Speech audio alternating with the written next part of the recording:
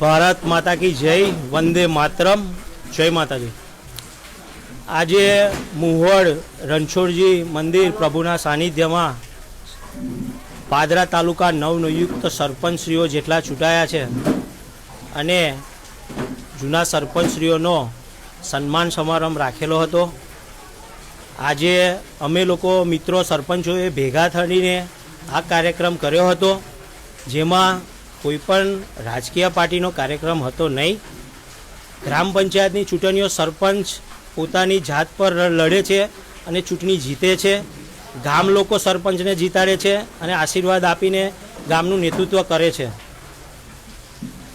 સરપંચ માટે કોઈ પાર્ટીનો મેન્ડેટ હોતો નથી, કોઈ પાર્ટી મેન્ડેટ આપતી હોય અને સરપંચ બનતો હોય એવું હોતું નથી। પાદરા તાલુકા સરપંચ સંઘ મેં જોયું એમ ગઈકાલે પાદરા તાલુકાના સંજયસિંહ પરમાર મુવડ એમની આગેવાનીમાં ત્યાં મનુસ્મૃતિ હોલમાં પાદરા સરપંચ સંઘની એ લોકોએ સિલેક્શન કર્યું છે। એટલે આજે અમે સરપંચશ્રીઓ ભેગા થયા, હું ખોટો આંકડો નહીં આપું, 42થી પ્લસ સરપંચશ્રીઓ ભેગા થઈ હતા અને બીજા વરસાદને કારણે અટકી ગયા છે, એ પણ સંપર્કમાં છે। બધા જોડે વાતચીત થઈ છે, બધાએ કીધું છે કે આ ખોટું થયું છે। અમે ઇલેક્શનમાં મારીએ છીએ, નહીં કે સિલેક્શનમાં। અહીંયા મારા સાથી મિત્રો ઘણા છે, હું પોતે છું, મને બી આ આમંત્રણ નહોતું, મને બી કોઈનો ફોન નહીં હતો આવ્યો। હું પણ પાદરા તાલુકાનો જ સરપંચ છું, હું પાદરા તાલુકા બહારનો સરપંચ નથી। એટલે સરપંચ સંઘમાં અમારી પણ ભાગીદારી હોવી જોઈએ।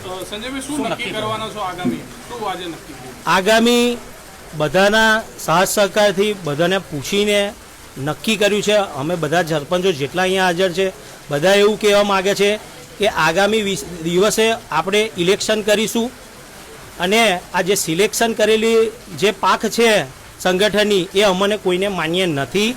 બે હાથ ઊંચા કરીને બધાએ સરપંચોએ સમર્થન આપ્યું છે।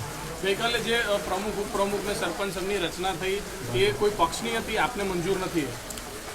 હવે ભાવિનભાઈ એમાં તો એવું કે સરપંચને કોઈ પક્ષ ના હોય। પહેલાં પહેલું તો આજે સરપંચ સંઘ એ સરપંચોનો હોય, તાલુકાના બધા સરપંચો ભેગા થઈને સરપંચ સંઘ બનાવે। આમાં કોઈ રાજકીય પક્ષની કોઈ દખલગીરી ના હોઈ શકે। હા, સરપંચ છે, કોઈ પણ સરપંચ હોય પોતાની વિચારધારા પ્રમાણે કોઈ પણ પક્ષમાં જોડાય એ વસ્તુ અલગ છે।